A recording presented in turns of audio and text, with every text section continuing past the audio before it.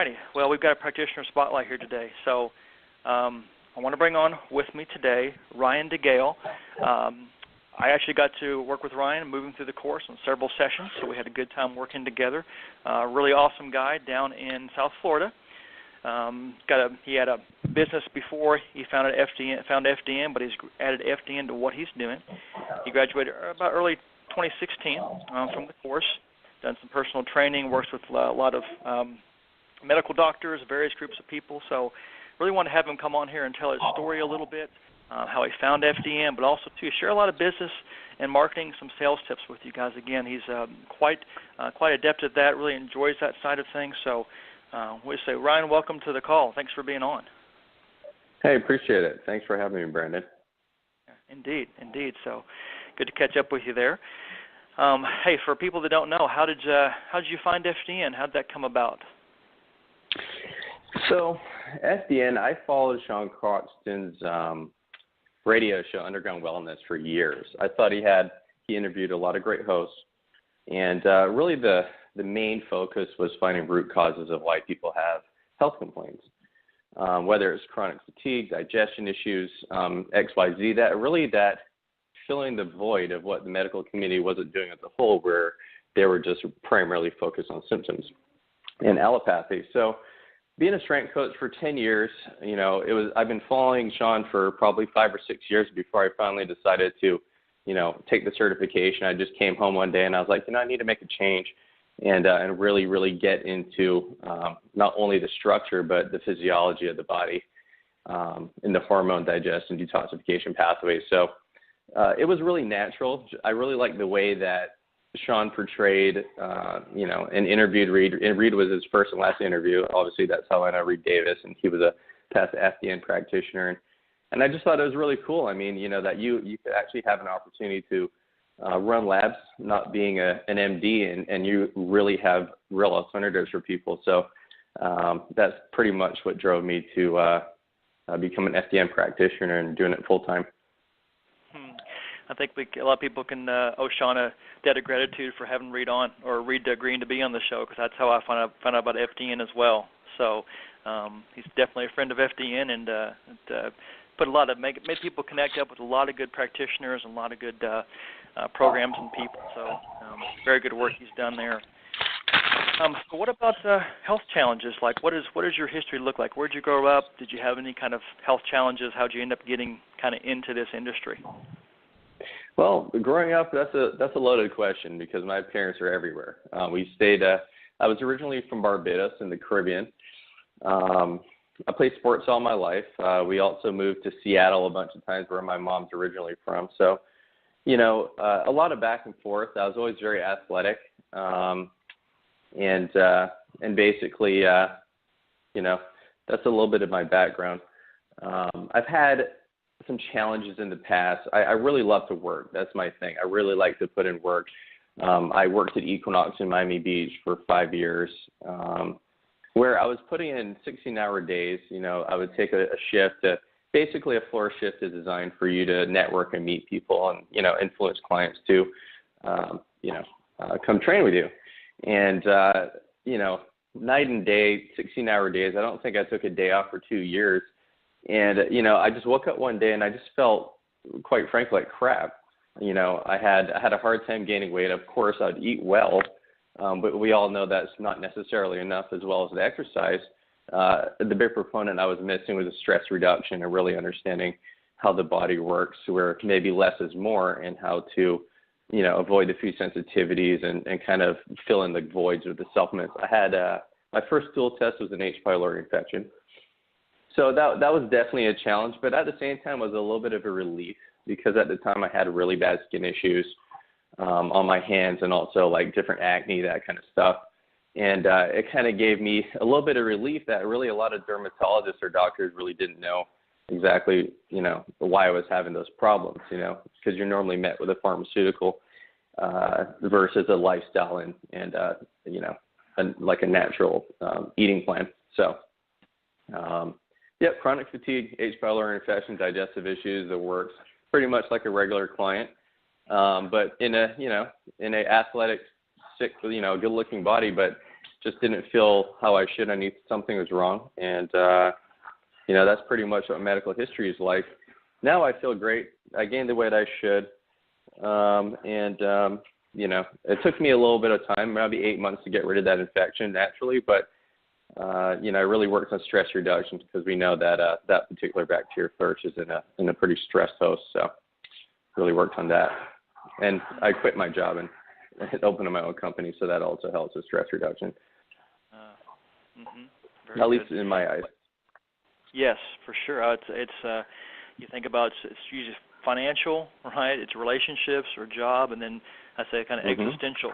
Those are those big areas we all have to address at some point and do what we can to make those areas be strong and healthy, just like we do with our diet or supplementation or exercise. Totally. Yeah, for sure. You had to live it. I really like about FDN is that, teach one, see one, teach one, do one. I think that's how Reed says it. And, you can't teach what you don't have, and really working on yourself and being a mere model of, of health and energy and having those things squared up, whether it's structure, whether it's,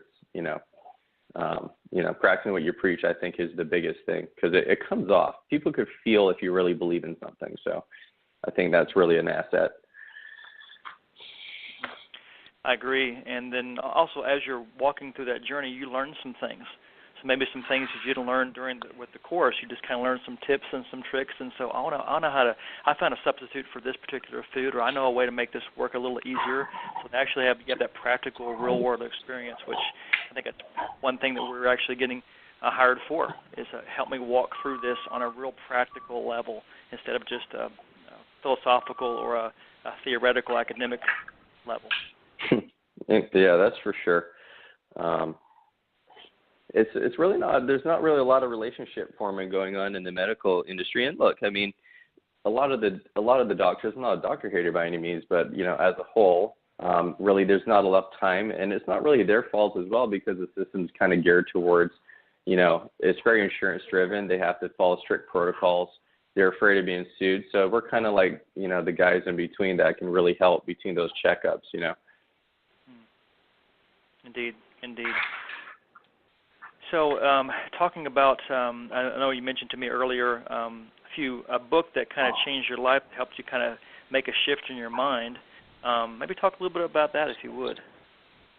Well, there's a couple of those. Which one is it? Do you remember? Well, I know 4-Hour Workweek was one of those. Oh man, that's a really good one. I don't know if anybody's ever listened to Tim Ferriss or has read any of his books. I think they could vouch for this, but it's really, in a nutshell, efficiency with your time.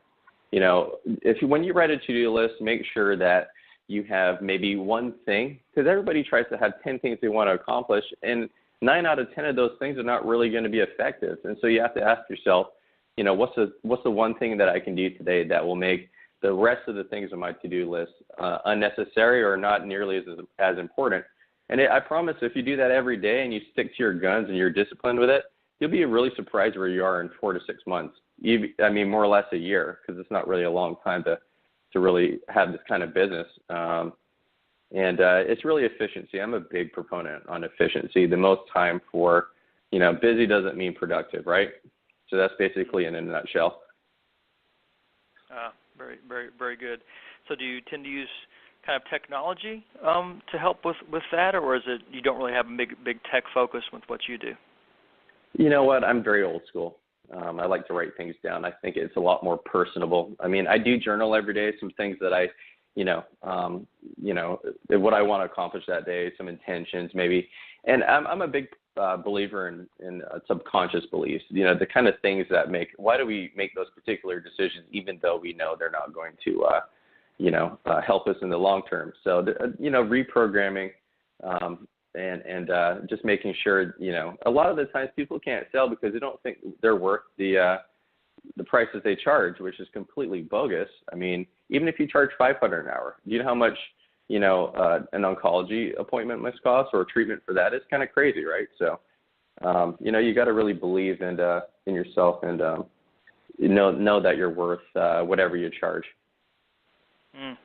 that's a huge point. I think that's something I think we all at some level have to get past and work through and realize, no matter what you might say or Reed might say, and reminds us of this.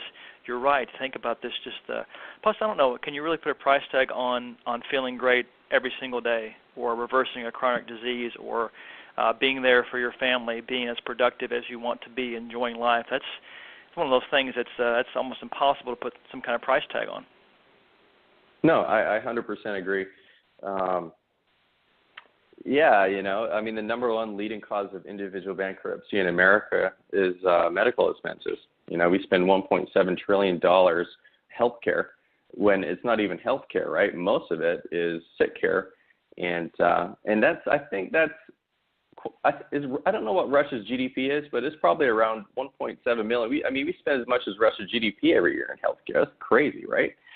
So it really puts things in perspective, and once you know that information, and you could even portray this in your interviews with your clients or patients, if you're a MD, that this is going to save you a lot of money in comparison, even if you're charging $5,000 for the 5 labs or something like that. I mean, $5,000, that's nothing compared to what people spend. And if you go on my website, Root Cause Labs, I have a couple of statistics over there where it says pricing. So. That's at least my philosophy on it. Yeah, I agree. I tell people, it's 2, 3, 5, 10 years down the road, like I said, that $3,000, $4,000, $5,000 they spend, they're gonna be so thankful they spent that. But then if they don't spend that and work and go this way, 10 years down the road, you're not going to be any healthier, and at the same time too, you're probably going to be a lot poorer by tens of thousands of dollars. For sure, absolutely. I think there's like a weird paradigm shift in our industry where we all want to help people, but sometimes we beat ourselves into the ground. We work for free and that kind of stuff. And you know what? I think you should cater to the people who need it and who can afford your services without a discount. And then when you make it, then you can offer free stuff. You make it and then you give back. That's how it goes. But if you're not made it, then I don't understand how you could really help people if they haven't helped yourself first, right? Totally. There's a phrase, I think, maybe it's, I can't remember who to attribute this to, but Reed's mentioned it before, but simple, no margin, no mission. Yeah. So if you got a mission to do out there, you got to be able to make some money. You got to be able to put food on the table and pay your bills.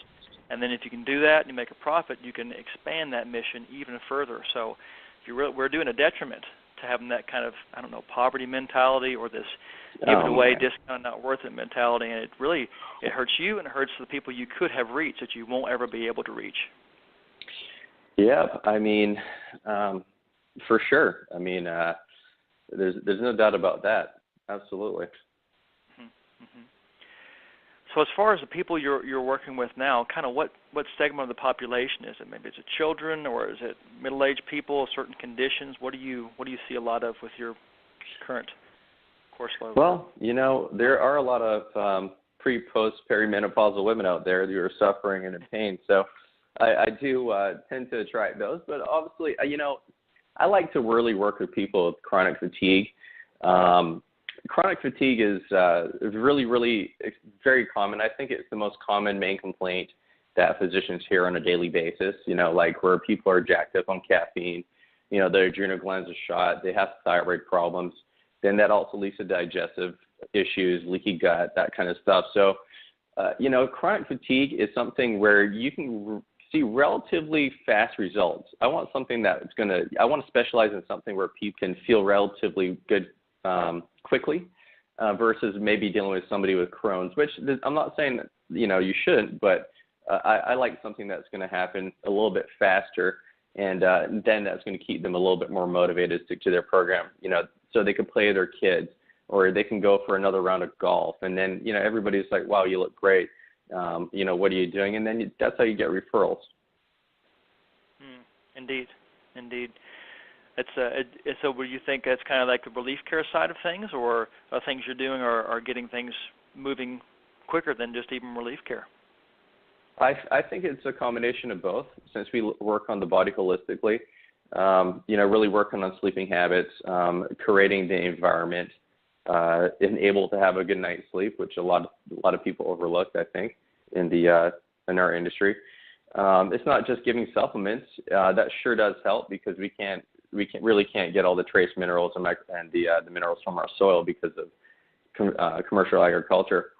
There's really nothing in the topsoil anymore these days. So you do have to supplement, but I mean, it just doesn't make sense to me just throwing supplements at a problem if that person is chronically stressed out at work. You have to work on maybe ergonomics at work. So it's basically dressed to its full potential versus just the supplements. Mm-hmm. Do you find people are, ignorant, maybe a kind of negative word, but just don't know what to do? We'll go with genuine ignorance for sure. Okay, all right. They don't know what to do, and I'll say, yeah. Yeah, for sure. And like having a guide and individualized. I think relationships are huge because, at the end of the day, you have to separate yourself of why would I take testing with you in comparison with my physician. Well, okay, once a year with some superficial blood work. There's a lot of fantastic doctors, but maybe at the concierge level. But somebody who's covered under insurance, they're getting blood work, they're getting a cholesterol med, and maybe a blood sugar pill. So Brandon, that's something that you worked on me with was tracking my blood sugar, and kind of dialing in the the optimal ratios or the food choice I may have in the morning, right? So you remember I had low morning cortisol. So I've never heard anybody doing that in very select cases.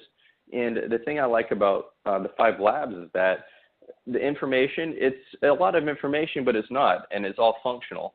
I've had almost every person I enroll as a client, they show me past test results, and there's, I don't know, 150 different markers, and sometimes it's just a lot of information, but not necessarily something you can use, So I can't even remember. I got off track. So I think that may have answered the question. People just not.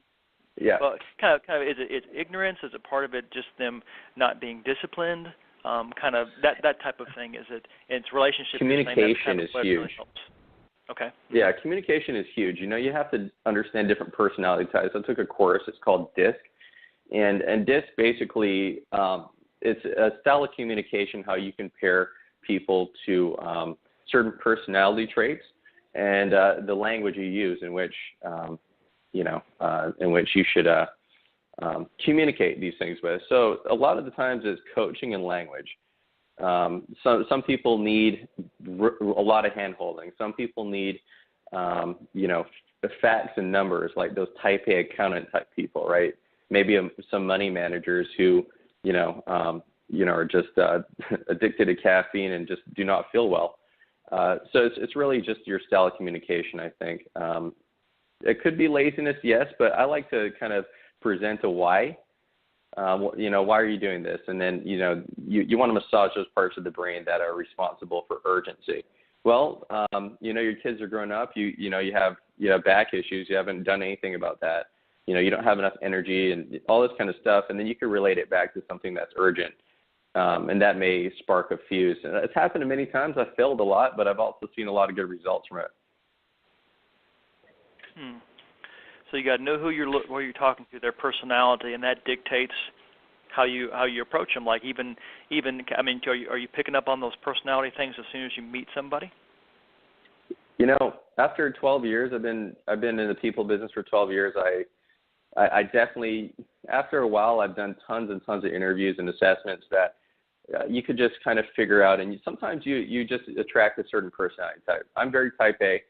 And I like details, so I tend to attract those kind of people. But when I get somebody who is a little bit more, how should I put this, less detail-oriented, more relationship-based, you have to adapt to that person, and you have to turn off your mouth and turn on your ears, right?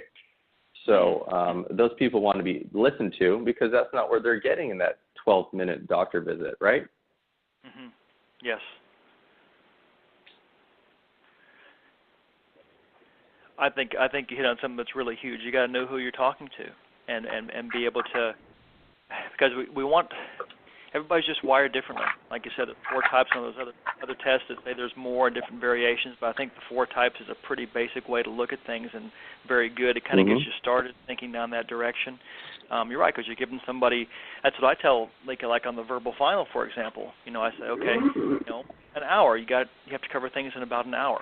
So that's probably perfect for some people. Some people it may have to be even less, depending on the level of health they have, what they can how they can comprehend things. You've got to kind of meet that person and talk to them, because the goal is connecting with them and communicating with them, getting that understanding, and moving them to the next level, the next step. And if we don't know who we're looking at, we're talking to, I think we're going to have a lot harder time to getting those results. Yeah, I 100% agree. I mean, you have a ton of clinical experience as well, so you only learn by failing. I think there's a whole preconceived notion that people are afraid to fail. If you don't fail, then you're never going to succeed, and that's just how it is in the real world. It's not, you don't get an A or a B, C, D, E, F. It's either an A or an F, right, in the real world. So, just getting outside your comfort zone, networking events, getting in front of people, speaking. I play a lot of golf, and I'm in a pretty good area in South Beach, so it's right in the heart of everything. And I meet a lot of important people on the golf course, and they have connections. If you could just find out, networking is everything. It's all about who you know. I mean, after this call, I'm going to a wellness clinic to possibly do some partnership with 2 medical doctors. So it's just like I said. Everybody has their place. You stay in your practice, and and try and build it up that way. Like what you said about failure there.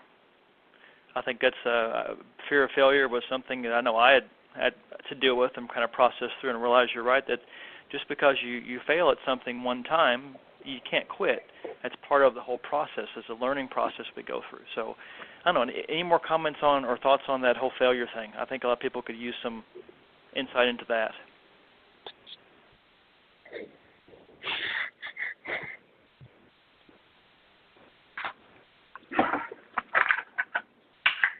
I'm probably one of the best failures I know. I mean, sometimes even people who are not afraid to fail, they're afraid to succeed. That's another type of failure. I remember Sean saying the same thing. Are you afraid of all this business and what you could be? So you got to be honest with yourself. Definitely some things we got. Well, I guess it kind of falls in that personal development category. We've always got to be changing and thinking through things. I think facing some of those fears and some of those deep down thoughts, and maybe you hadn't put those into words yet, if you guys out there. Ryan's bringing up some of these things on the money side of things, on the success thing, on the failure. Some of these things maybe you need to kind of work through and think through a little bit. It could be something that's kind of holding you back. Maybe your business is doing okay. Maybe you just don't enjoy it as much as you need to. Maybe there's some deep-seated thought there that you need to kind of process through and address. I think it's a big important thing. So, Ryan, what I'm hearing from you really is, and you correct me here if I'm wrong, but a big part of sales is not so much what you're just, okay, say this to this person and this to this person. It's more about changes within you and how those are reflected out to everybody else. For sure. There's also another book that I didn't write in there. It's called The Invisible Influence. And it's basically a book on, say, nonverbal communication, how you carry yourself. I'm really, really big into appearance. And this is not necessarily, you're running around with a Speedo or anything, right? We're talking like, professional. If you want to be viewed as a professional, you have to look like one. And if you must look like what you charge, if you're charging $5,000 or $500 an hour for this kind of work, then you better look like it, right? I'm telling you, it's really, really important.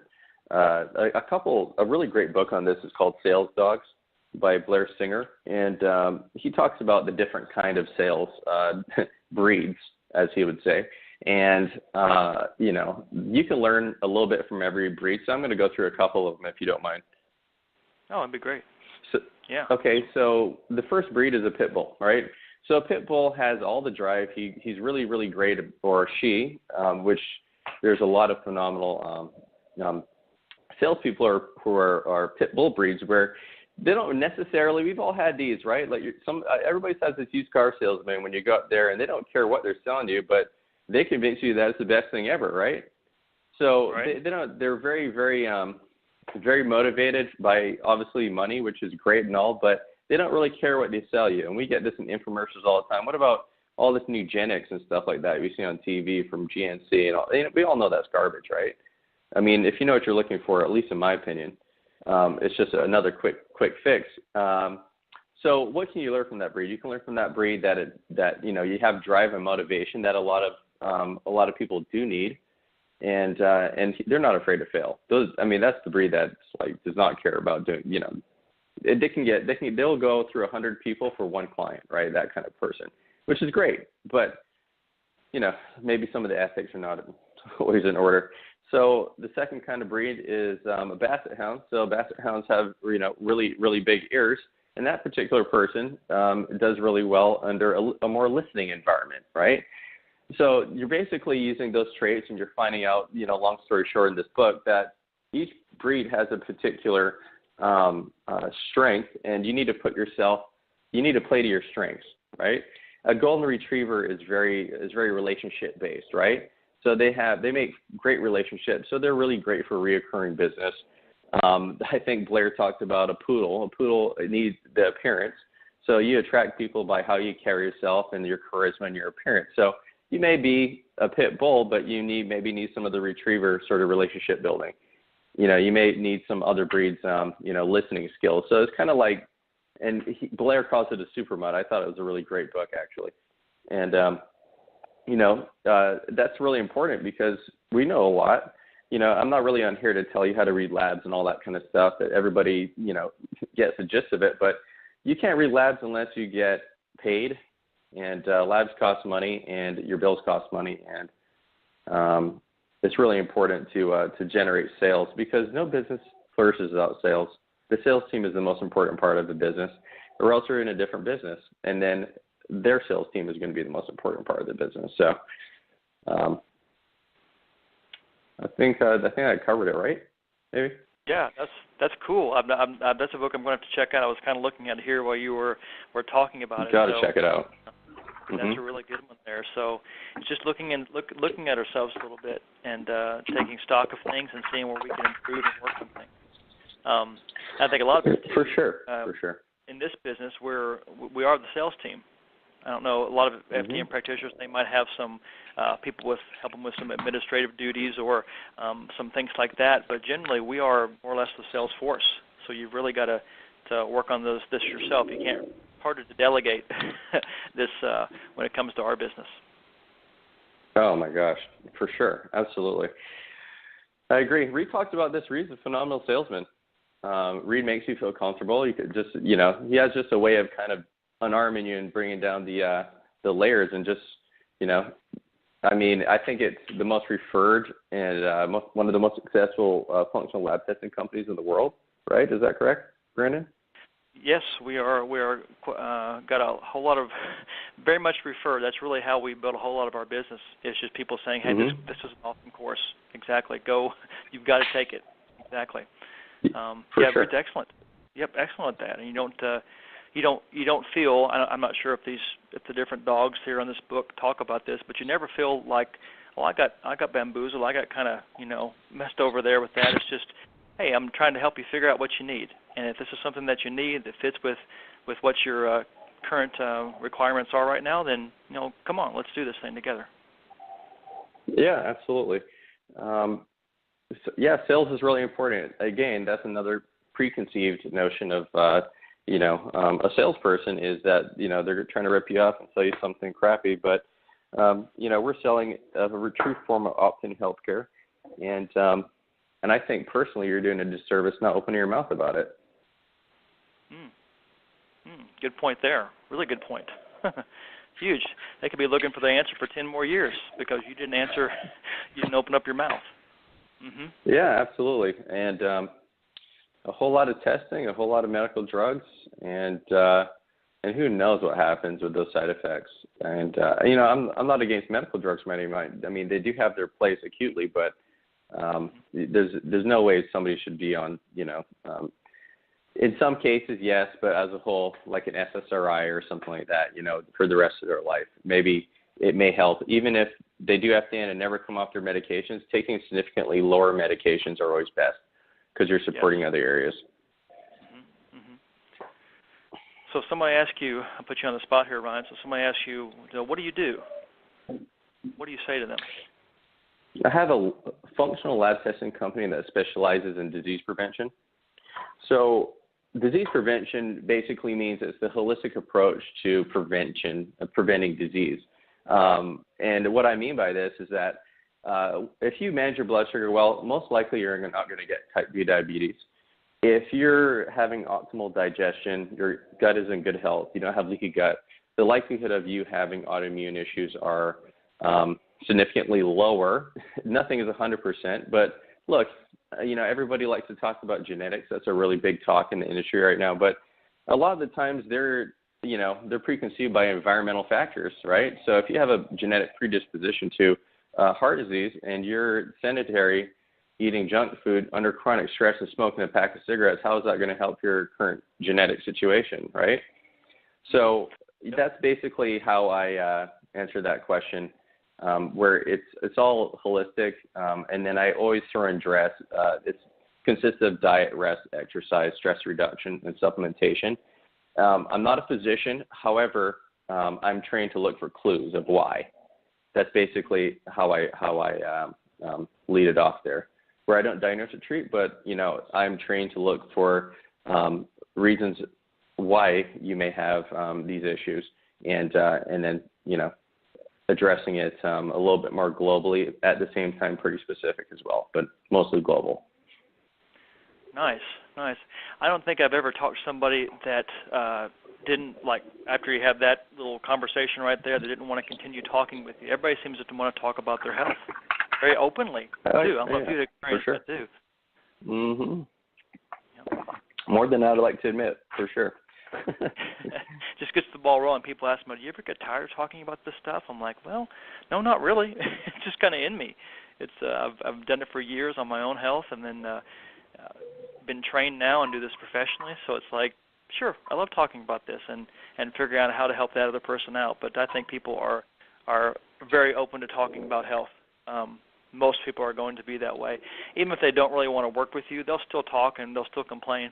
People can do a good job of complaining. Oh man, they're master complainers for sure. And I learned the hard way where I would collect checks and I failed a lot, and then I had to really figure out how a screening process of certain personality types that may do better, keywords that they're telling me to know that they're going to be a good client. If you have the certification, you failed. I mean, there's no doubt about it. You failed with at least one person that didn't see results or didn't do the protocol or something like that. So I have it. I say the questions that read that we go through, but I also have some other stuff I like to do where it kind of gets the ball rolling as far as, remember what I talked about, urgency, getting that person to think about why they're doing this. And sometimes it has to be in a negative but helpful way, in which you're bringing up really problems that could come up in the future, and you have to ask them, how does that make them feel about it? And once you ask somebody how it makes them feel, then they're like, doesn't make me feel very optimistic about the future. Now that I have all these problems, I'm on these medical drugs, and then how about if you couldn't play golf because of lower back issues because you didn't go see this particular person with so you're helping them, but you also have to, you can't be too it's going to be fun and you're doing really well at the moment. At first you need to bring them in with some reality, and then you can get to that later. You have to hit them with reality, because correct me if I'm wrong, Brandon, you ever met anybody in an interview that's in denial about things? Oh, in denial? I'm sure. Oh yeah, definitely. What, I feel okay, how many cups of coffee do you drink? 6 a day. And what about bowel movements? Well, I have one every 4 days. I'm like, okay, there's something going on, right? Mhm. Yes. Yep. Oh, big time. I think you're right. The reality has to be shown because you know this. It's not because you're just trying to influence them in a way. It's because it's the truth. If you continue to go down and do whatever the rest of our culture does, you're going to end up looking and feeling and dying like most people out there. So that is really the truth. That is the reality. Some people, maybe you get a little better genetics, or you do a little bit better care of yourself than others. You might live longer, but you certainly aren't ever going to get to the optimum level if you're not doing these type of things and being educated this way. It's just not going to happen. So it's reality, and it's truth. Yeah, it is, and you really have to be serious about it. It's basically the sale is the. I think I wrote another book down. Gosh, I have so many of them, but I really like this one as far as what Robert Cialdini calls persuasion.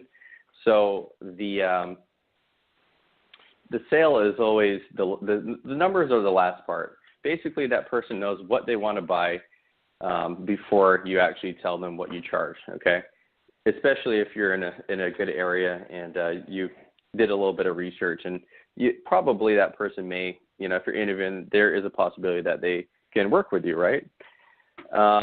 Reset it again. If that person is behind on rent and they have all this other stuff going on and they can't pay their bills, they can't do FDN with you, because you have to respect yourself.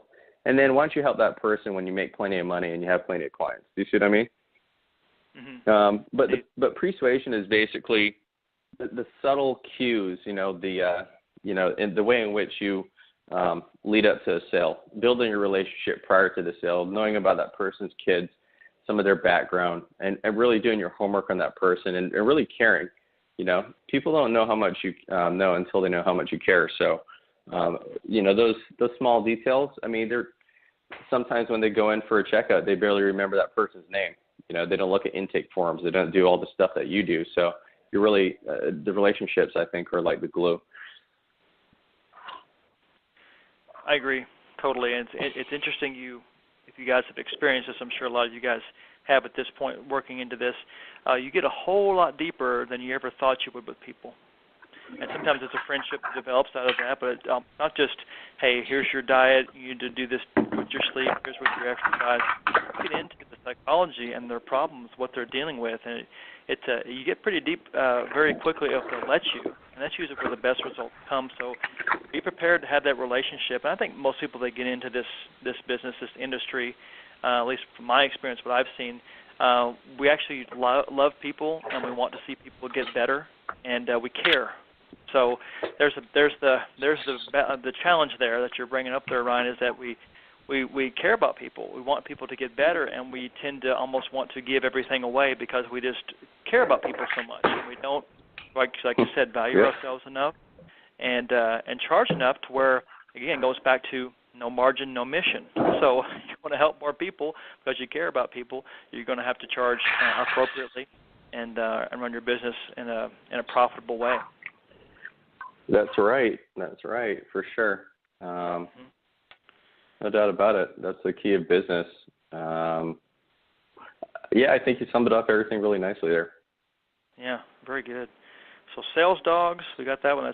That's Blair Singer, and then Persuasion by Robert Cialdini.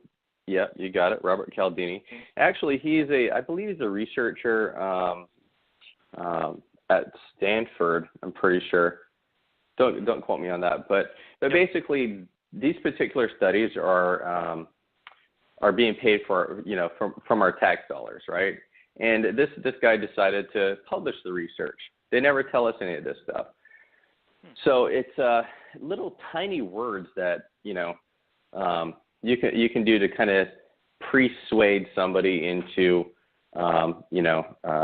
it's all a mind game at the end of the day. Using it obviously ethically is the most important part, but really you have to understand psychology, because that's all sales is. It's trust. Once you can build trust with somebody and you know what you're talking about, I don't see how you can go wrong. Mm-hmm. True. And you're right. It's using it ethically, because I feel like the product, so to speak, or service that we're offering, everybody needs. And everybody, I can't think of anybody I've ever worked with that didn't see improvement. Maybe they weren't 100% where they wanted to be in the first 3 months or something. It takes a little bit longer, but everybody's going to see improvement. So you know that what you're offering somebody is not just a gadget or a gizmo or something they won't ever use. They're going to waste their money on and regret. Anybody Yep, said, "Oh, I that's wish right. I'd never met you or worked with you." So, Oh and they my also gosh, don't I know. know. They don't know that they need you sometimes. Like you said, oh, I drink all this coffee and I have very few bowel movements each week. They don't know what that's going to be looking like and what's going to happen to the body 3, 4, 5 years from now. But you know it. You kind of see the future. You know, if they don't address this, it's going to be an issue. So, we're doing the world a service here. We're doing good work. Yeah, for sure. I mean, look, the surgeons and they, they don't have any problem, making 7 figures a year. I mean, there's no reason why you can't make well over a couple $100,000 a year just, either preventing or, or working alongside one. I just never understood how, it's a self-worth thing at the end of the day.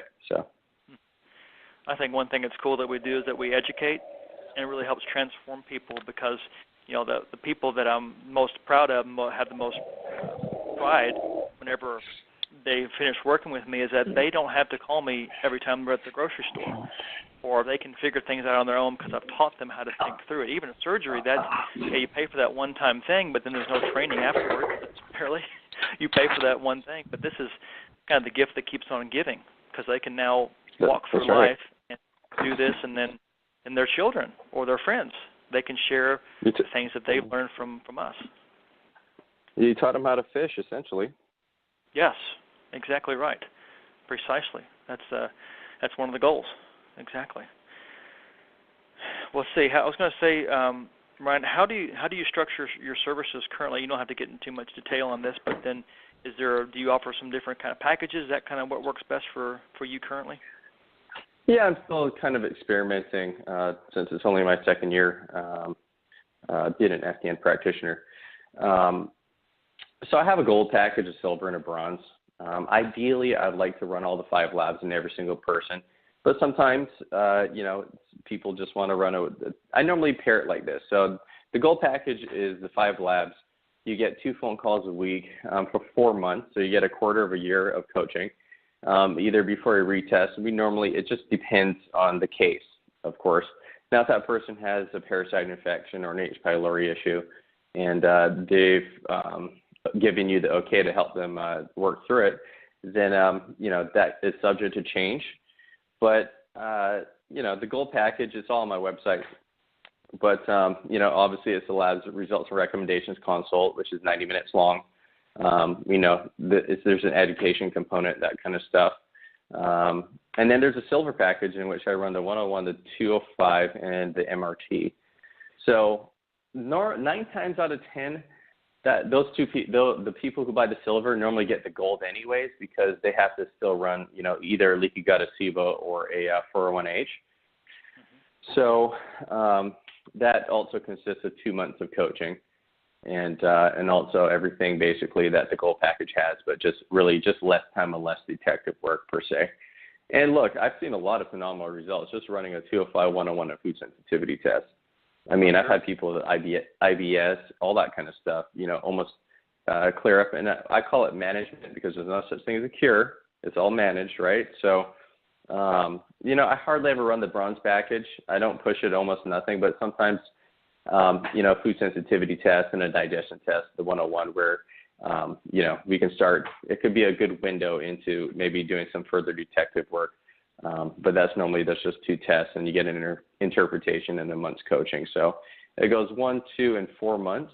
I normally sell mostly gold packages because I really have a good screening process. I really like the people who are the tough cases because those people are you're going to see the best results from because they'll notice the energy changes, the digestion changes more immediate than somebody who, quote unquote, feels great. They may be in a certain stage of adrenal dysregulation, but if they feel great, then, I want to feel they don't think they really need your service as much. I kind of say it's just there's not enough wrong with them right now for them to be as motivated as somebody who needs, the whole thing because of they're just in suffering and in pain. So I really like the tough cases because you get your most reward for that. Good point. I charge do you mind if I go into rates? Is that okay? No, sure, that's fine. So as far as rates are concerned, we talk a lot about charging. I kind of distinguish the amount of time that I want to take with each package, right? That's going to be fair to the client and fair to myself. It kind of averages anywhere from $350 to $450 an hour. So you really get a lot of bang for your buck, and you're also helping the same person at the time.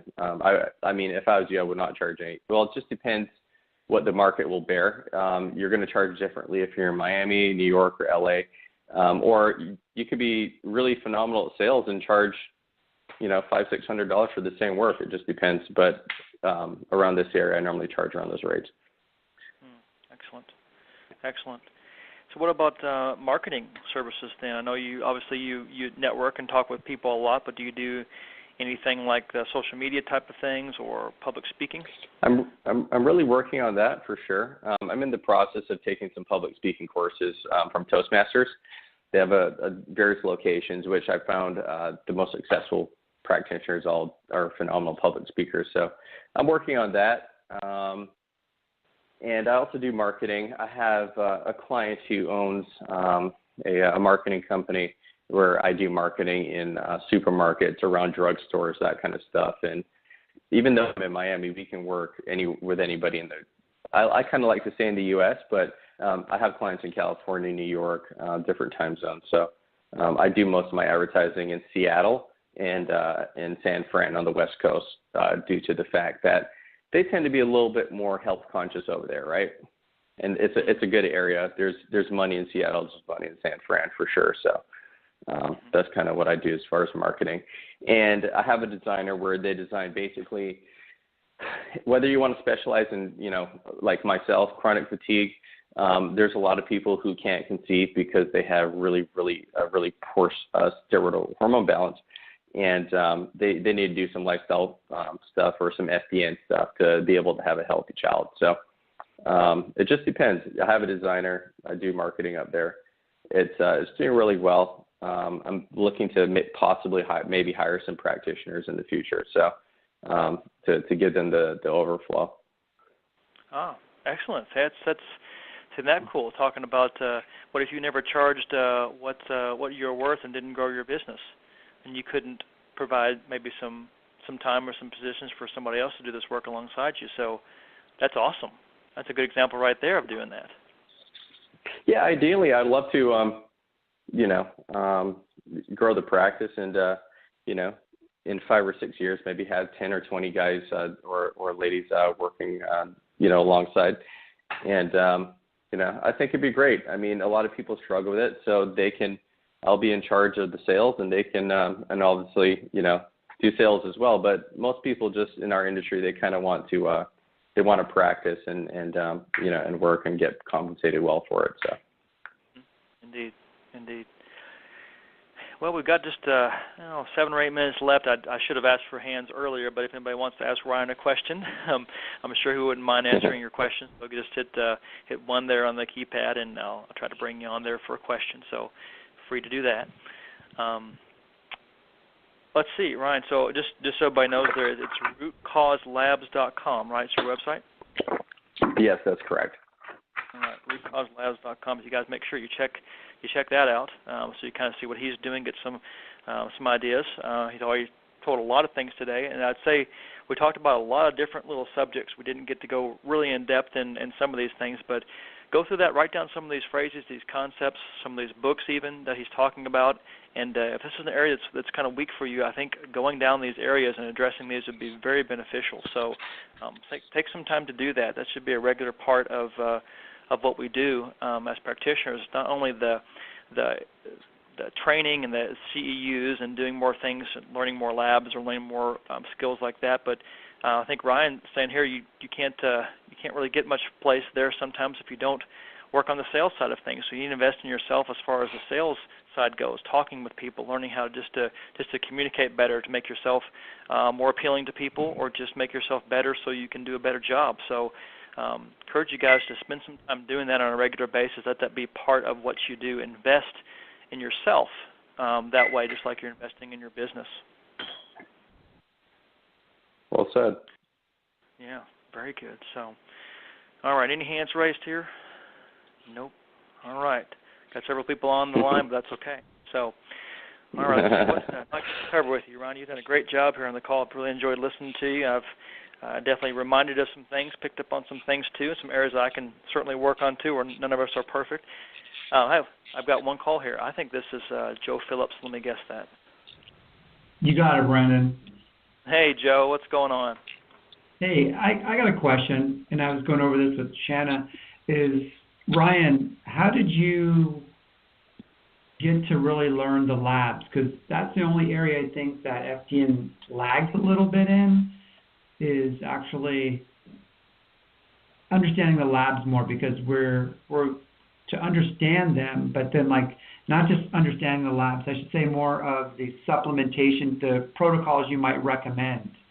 Because I feel really good about all the rest of it, but I'm a little weary on recommendations, because I'm ready to do my final, but I'm just still a little uncertain how to really get that down. Where are you with that in your own professional development?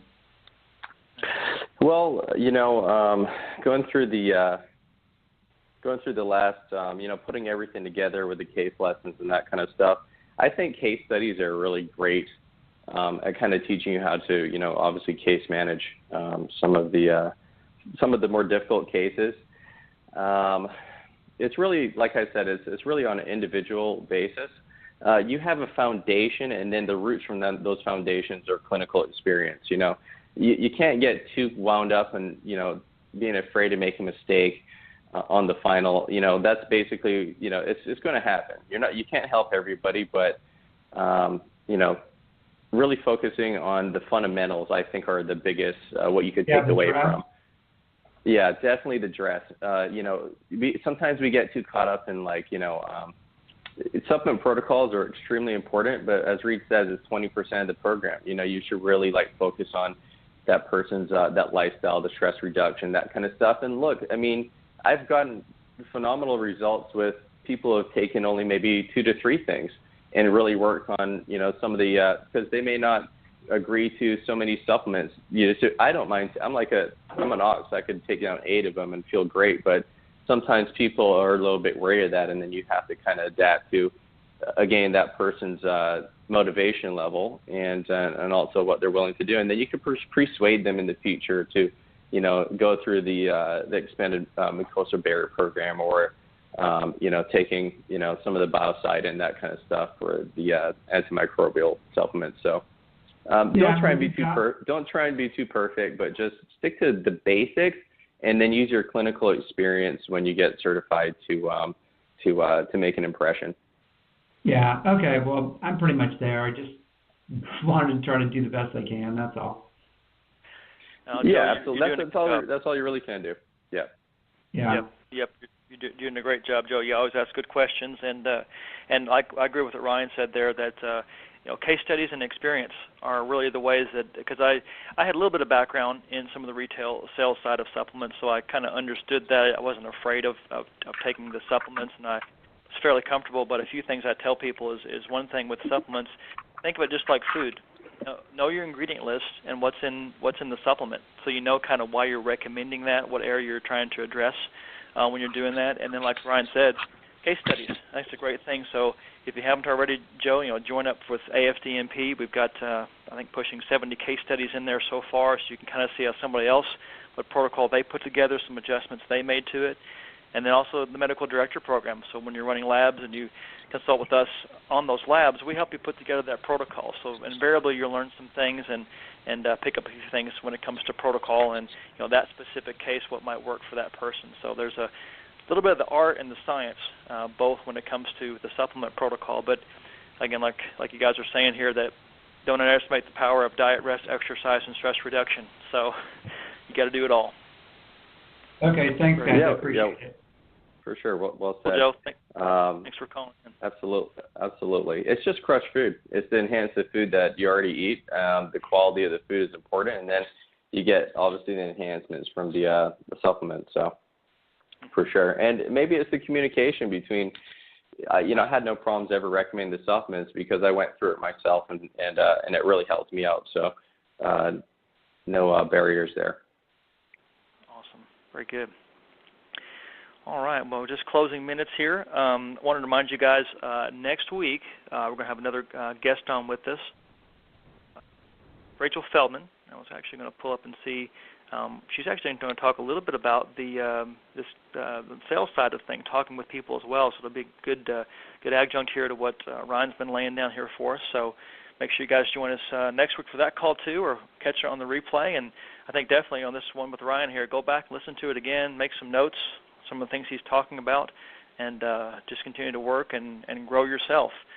You're always going to win when you invest in yourself in every way, on your personal development, your physical development, all that good stuff. So just keep it up and keep growing, guys. Well, Ryan, a few seconds left. Or any closing thoughts or anything you want to say? Really, just I think it's really awesome. I mean, I'm a member of organization, and really just sharing the case studies.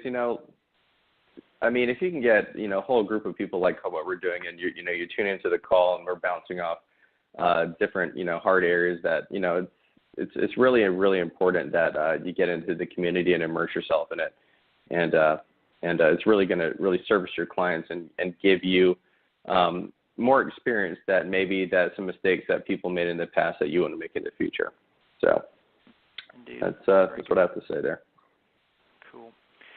All right. Well, awesome call, Ryan. Thanks again for being on, joining with us, and just sharing everything that you have. You're very generous with your wisdom and your time today. I appreciate it. Thank you for having me. Bye. Awesome. All right, guys. Have a good weekend, everyone, and we'll talk to you next week. Bye-bye. Cheers.